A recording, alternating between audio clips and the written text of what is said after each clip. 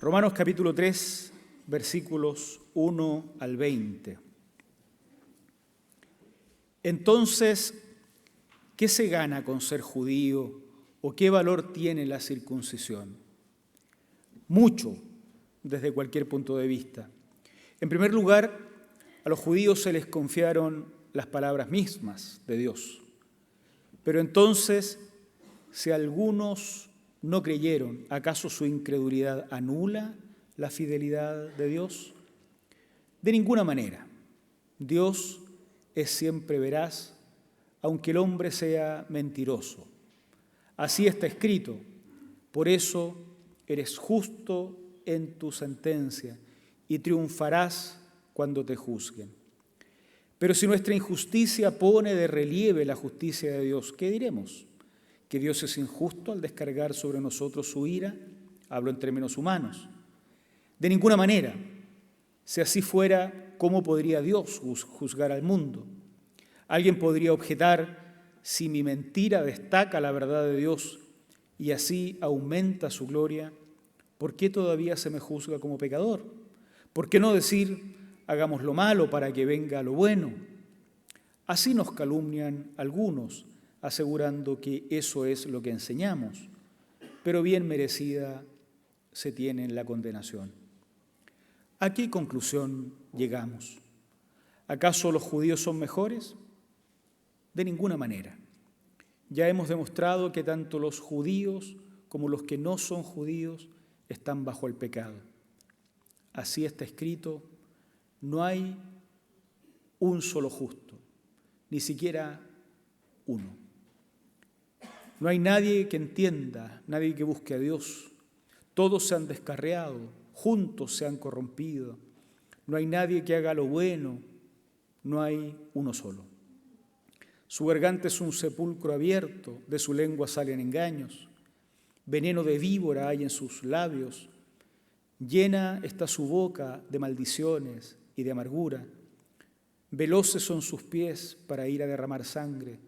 Dejan ruina y miseria en sus caminos y no conocen la senda de la paz. No hay temor de Dios delante de sus ojos. Ahora bien, sabemos que todo lo que dice la ley lo dice a quienes están sujetos a ella, para que todo el mundo se calle la boca y quede convicto delante de Dios. Por tanto, nadie será justificado en presencia de Dios por hacer las obras que exige la ley.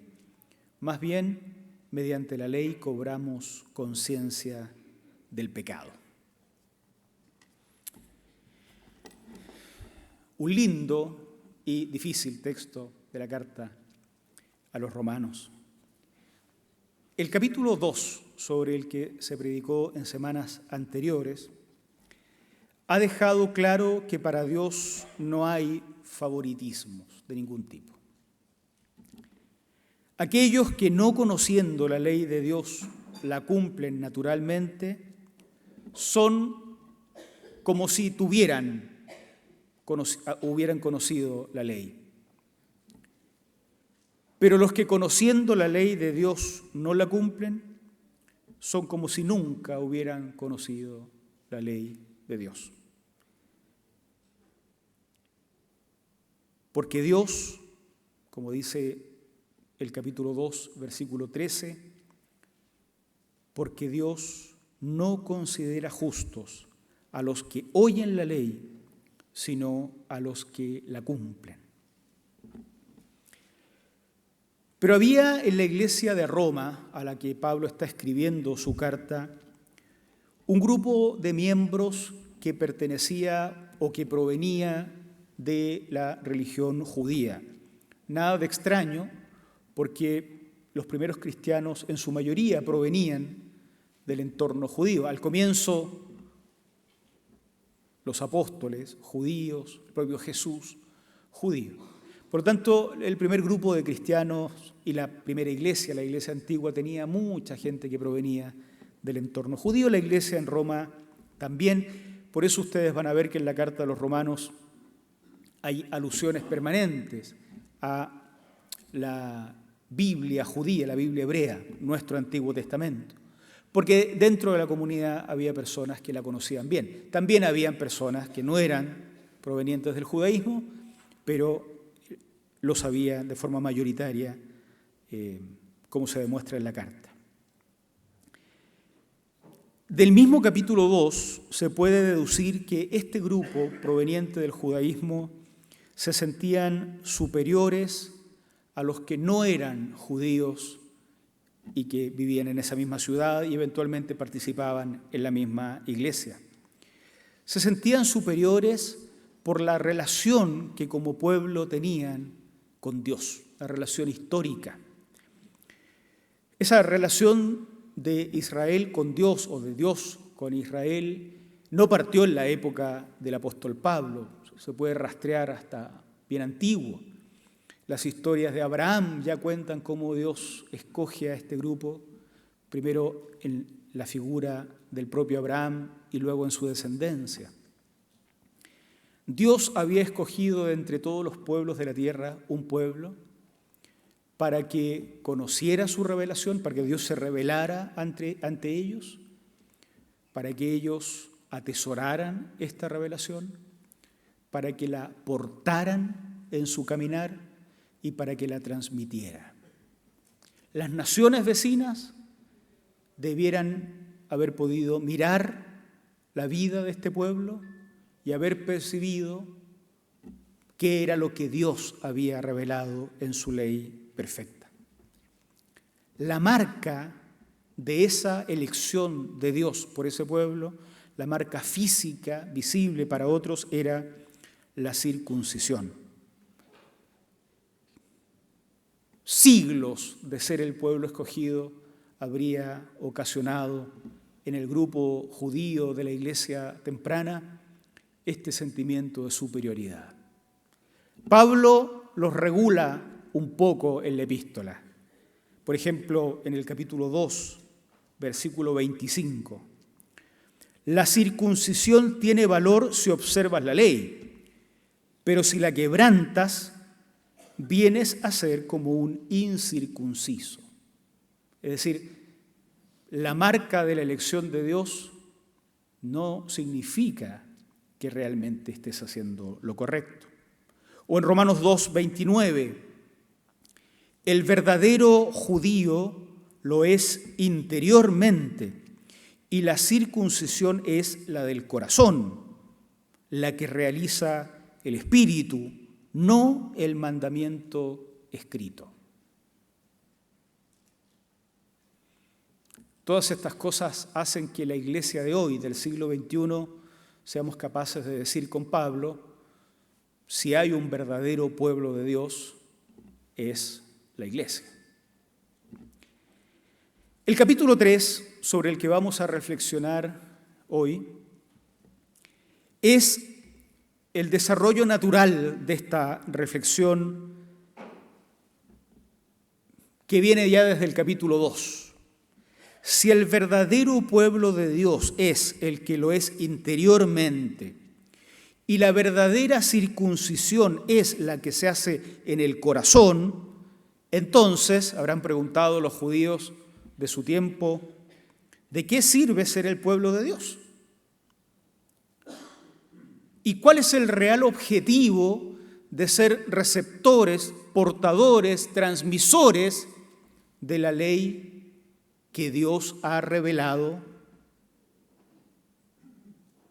en el monte, en las tablas? Estas son preguntas que también son válidas para nosotros, porque nosotros también nos llamamos el pueblo de Dios y también tenemos el conocimiento de la voluntad de Dios revelada.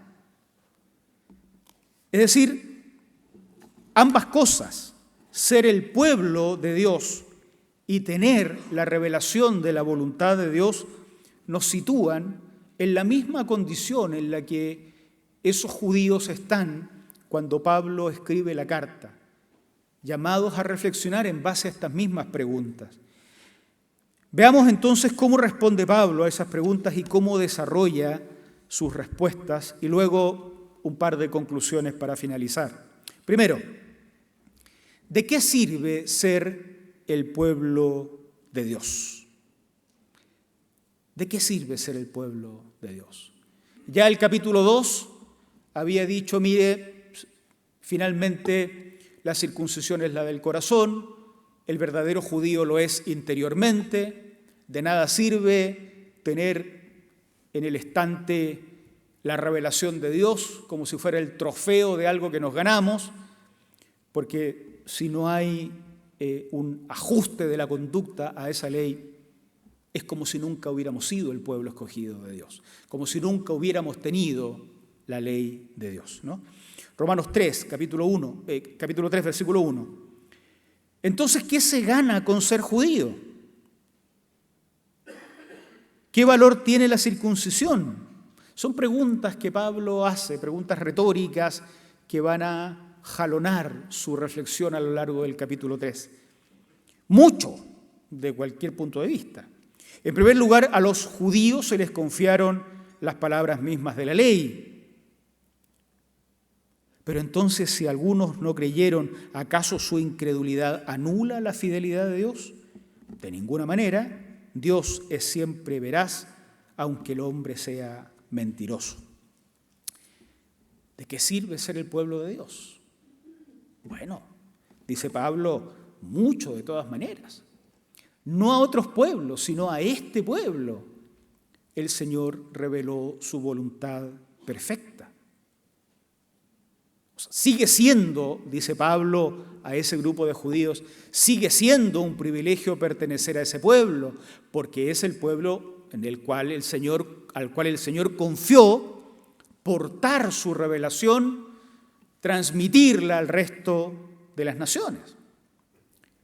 Los escogió de entre todas las naciones para eso, así es que no es que no sirva para nada, sirve mucho de todas maneras, dice Pablo a los judíos de la iglesia en Roma. Pero es cierto que algunos de aquellos que fueron escogidos como pueblo de Dios finalmente no creyeron. Pablo sigue reflexionando con preguntas. ¿El hecho de que algunos no hayan creído entonces anula el plan perfecto de Dios? ¿Anula la justicia de Dios? ¿Anula la fidelidad de Dios? Pablo dice, no, de ninguna forma, todo lo contrario. El hecho de que el pecado se manifieste en el pueblo escogido de Dios, lo único que manifiesta es que el Dios que los escogió es más santo que ellos. Es decir, al trasluz del pecado, la santidad de Dios se hace mucho más manifiesta. Y entonces, en el argumento que sigue Pablo, se pregunta, pero entonces, ¿por qué nos castigan? Si cuanto más pecamos, más se manifiesta la bondad de Dios, dennos un premio cuando pecamos. Hagamos males para que vengan bienes. Tampoco se trata de eso, dice Pablo.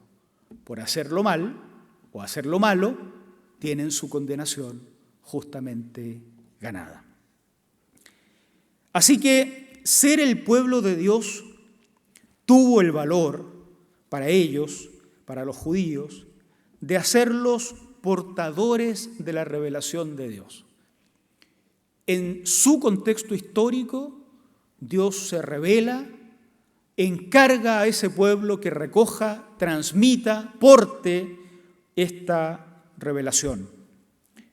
Pero eso no aseguraba que ellos pudieran cumplir la voluntad perfecta que Dios había revelado. Ese es un tema muy interesante. ¿De qué sirve ser el pueblo de Dios? Pensando en los judíos del siglo I.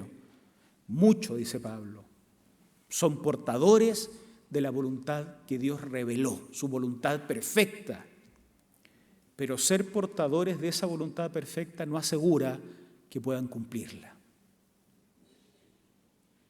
Y el hecho de que no puedan cumplirla no es error de Dios, es responsabilidad de ustedes. Eso lleva a una segunda pregunta. ¿Somos mejores por ser el pueblo de Dios? Miren Romanos capítulo 3, versículo 9. ¿A qué conclusión llegamos? ¿Acaso los judíos somos mejores? Es como una cosa pendular, ¿no? ¿De qué sirve ser judío? No sirve para nada. No, sí sirve de mucho, porque a ustedes se les encargó esta gran misión, solo que algunos no pueden cumplirla. Entonces no sirve de nada. No, sí sirve. Ok, entonces somos los mejores. Tampoco. ¿A qué conclusión llegamos? ¿Acaso los judíos somos mejores? De ninguna manera. Ya hemos demostrado que tanto los judíos como los que no son judíos están bajo el pecado. Así está escrito. No hay un solo justo, ni siquiera uno. No hay nadie que entienda, nadie que busque a Dios. Todos se han descarriado, juntos se han corrompido. Esto está escrito en la propia ley que ellos portan y transmiten como voluntad de Dios. ¿Somos mejores? No. Verso 13, su garganta es un sepulcro abierto, de su lengua salen engaños, veneno de víbora hay en sus labios, llena está su boca de maldiciones y de amargura, veloces son sus pies para ir a derramar sangre, dejan ruina y miseria en sus caminos, no conocen la senda de la paz, no hay temor de Dios delante de sus ojos. Fíjese que Pablo extrae toda esta sección de una serie de textos dispersos por todo el Antiguo Testamento, mayormente de los Salmos. Esa es una típica forma de exégesis judía. Uno le diría a los estudiantes de exégesis del seminario, hoy, no hagan eso, no picoteen por todos lados, porque hay textos que pertenecen a épocas diferentes. Pero bueno, los judíos tenían esta metodología y Pablo había sido formado en esas metodologías de exégesis bíblica. Escoge todos los textos que hablan de la perversión del ser humano, textos escritos o mencionados por sus salmistas, por sus profetas, por sus líderes. Es decir, estos textos están escritos para el pueblo de Dios de su época. Y a ellos se les dice, no hay justo ni aun uno. Así es que a la pregunta, ¿somos mejores por ser judíos, por ser el pueblo de Dios? La respuesta es no. Los conocedores y portadores de la voluntad de Dios, los escogidos para ser el pueblo de Dios, no pueden reclamar superioridad respecto de los otros que no son conocedores ni portadores de la revelación de Dios. Ni siquiera pueden reclamar superioridad moral. La razón es muy sencilla. En el minuto en que quienes se saben pueblo de Dios comienzan a compararse, queda claro que tampoco quienes portan la revelación y que son pueblo de Dios, tampoco pueden vivir en los estándares de la voluntad perfecta de Dios.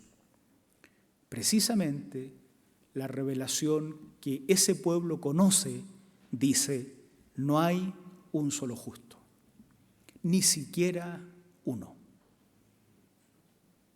En el minuto que uno de ellos dijera, nosotros portamos la ley de Dios, nosotros la recibimos, nosotros la conocemos, por lo tanto somos mejores, Pablo diría, pero ya que la conocen tanto, lee esa parte que dice, no hay ni un solo justo. Todos se han corrompido, todos se descarriaron. No hay uno solo. Es importante entonces ser el pueblo de Dios.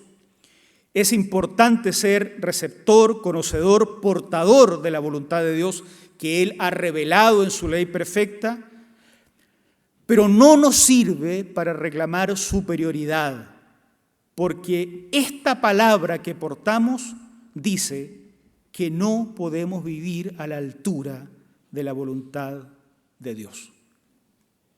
Qué triste pensando en el pueblo actual de Dios, en la iglesia del siglo XXI, qué triste es la imagen de quien pretende mostrar superioridad cuando puede cumplir una parte de esta ley, pero apela a la misericordia cuando no puede cumplir la otra parte de esta ley. En la epístola de Santiago se resuelve esta situación de una forma tajante. Miren Santiago capítulo 2, versículos 10 y 11. Santiago 2, 10 y 11. Porque el que cumple con toda la ley, pero falla en un solo punto, ya es culpable de haberla quebrantado toda. Pues el que dijo, no cometas adulterio, también dijo, no mates. Si no cometes adulterio, pero matas, ya has violado la ley. Esto nos lleva a la tercera pregunta que responde el apóstol, que aquí aparece de forma implícita. ¿Cuál es el real objetivo de la ley? Si el ser judío verdaderamente se es internamente, si la circuncisión es la que llevamos en el corazón, y si finalmente los mismos portadores de la ley de Dios, receptores de la revelación de Dios, no pueden cumplirla, ¿para qué sirve la ley? ¿Para qué sirve que Dios haya revelado su voluntad más perfecta? Romanos capítulo 3, versículos 19 al 20. Ahora bien, sabemos que todo lo que dice la ley lo dice a quienes están sujetos a ella, para que todo el mundo se calle la boca. Y los traductores se tomaron una licencia aquí, para que todo el mundo se calle la boca. Salió muy popular. Y quede convicto delante de Dios, es decir, frente a Dios como juez, declarados culpables. Por tanto, y esto debiéramos saberlo bien nosotros, los protestantes, nadie será justificado en presencia de Dios por hacer las obras que exige la ley. Más bien, mediante la ley cobramos conciencia del pecado. A la pregunta, ¿para qué entonces sirve la ley? Si hasta ahora era motivo de orgullo ser los receptores, pero ahora sabemos que no podemos cumplirla.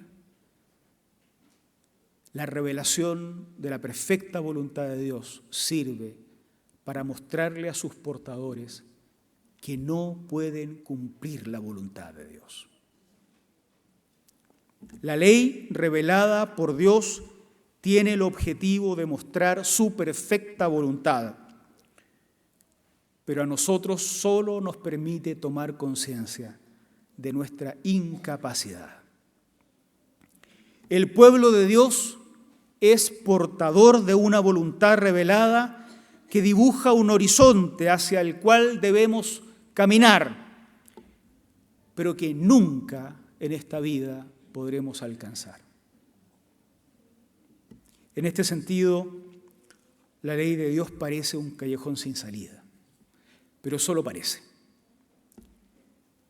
En realidad, nos fuerza a buscar un camino insospechado.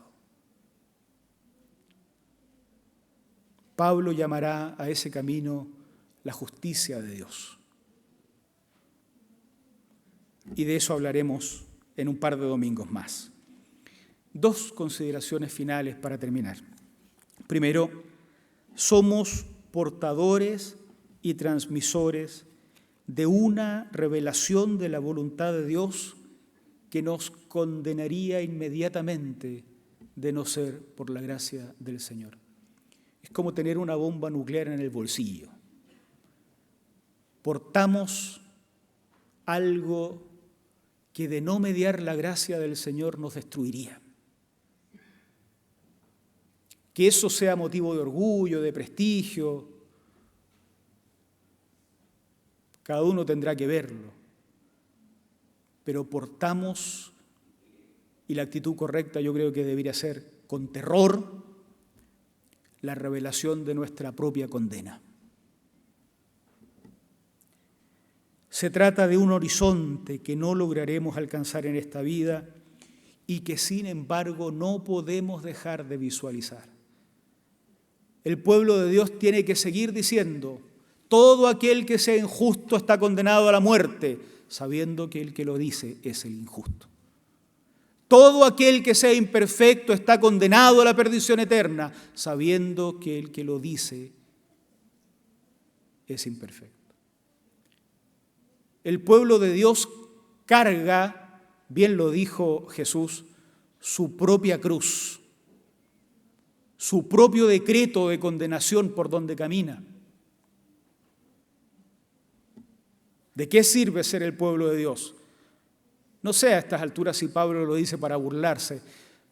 Bueno, sirve mucho, ustedes son portadores de la revelación de Dios, pero es una revelación que lo que manifiesta es nuestra incapacidad de vivir a la altura de la demanda del Señor. Lo segundo, no podemos posicionarnos bajo el paraguas de la gracia de Dios cuando no logramos cumplir ciertas demandas de la ley, para luego posicionarnos bajo el paraguas de la ley cuando hay pequeñas cositas que sí podemos cumplir y queremos condenar a otros. O nos posicionamos en la esfera de la gracia y solo agradecemos al Señor su perdón, o nos posicionamos en la esfera de la ley y nos hacemos responsables de toda la ley y de nuestra propia condenación. Podemos pararnos en los zapatos de la mujer adúltera de Juan 8, que recibe la misericordia de Jesús habiendo transgredido la ley. Ustedes recuerdan la historia. Jesús debió ser el que le dijera al resto: yo sí puedo apedrearla, porque estaba escrito que debía apedrearla. Y en cambio dice: ni yo te condeno. Podemos pararnos en los zapatos de esa mujer. Pero si nos paramos en los zapatos de los que llegaron con piedras para hacer cumplir la ley, debemos ser conscientes de que los apedreados también podríamos ser nosotros. Nadie puede invocar la ley de Dios para establecer su superioridad sin hacerse responsable de la totalidad de la ley. Por tanto, el uso que nosotros los cristianos, especialmente nosotros los evangélicos, hacemos de la Sagrada Escritura, la memoria de aquella revelación histórica de Dios, el uso que hacemos de la Sagrada Escritura por parte de los que vivimos en la gracia del Señor debe reflexionarse mucho más. No debiéramos ser tan livianos para usar la revelación de Dios, porque sin la gracia de Dios esta es nuestra acta de condena. No podemos pretender vivir solo por la gracia, pero una vez recibida la gracia, pretender establecer cierta superioridad con base en la moral de la ley.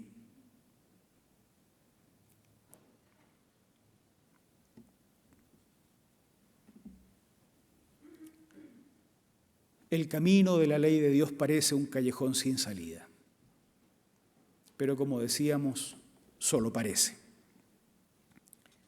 Existe una salida de ese callejón sin salida, pero es una única salida.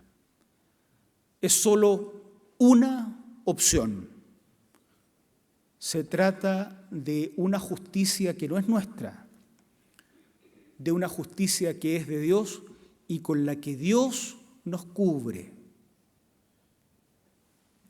Pero esa justicia es un regalo de Dios.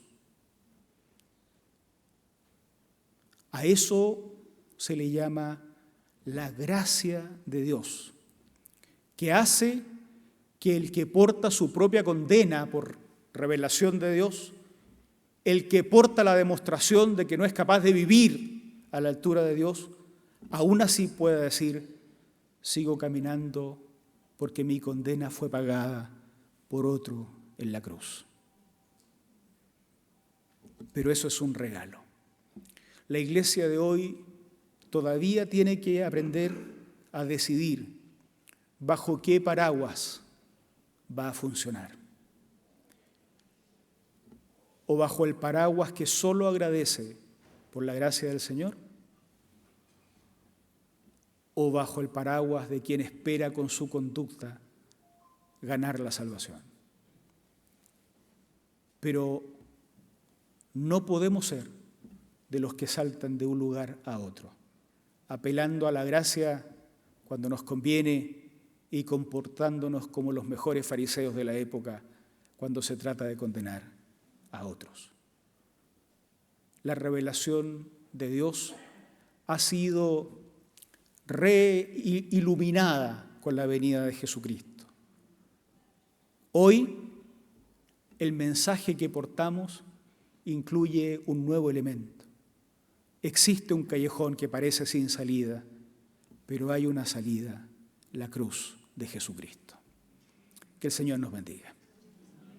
Oremos. Pónganse ustedes de pie, por favor. Estamos agradecidos, Señor, agradecidos.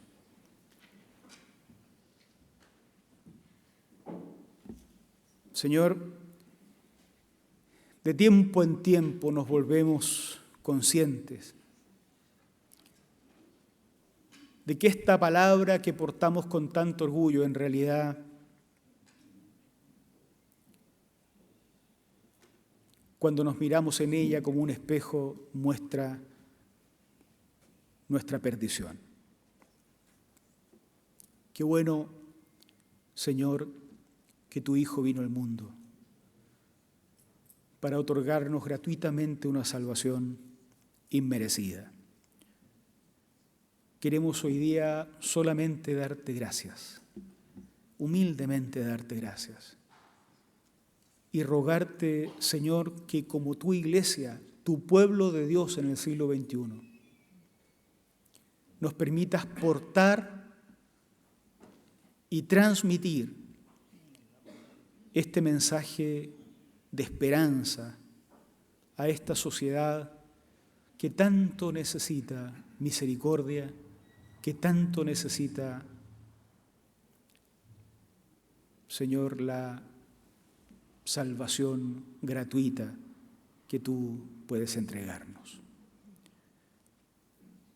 Danos esa gracia tuya, Señor, para pensar, para hablar, para el propio uso de las Sagradas Escrituras, de tal forma que al abrir la boca transmitamos, Señor, la gracia que en Cristo nos ha sido revelada. Gracias por este tiempo, Señor.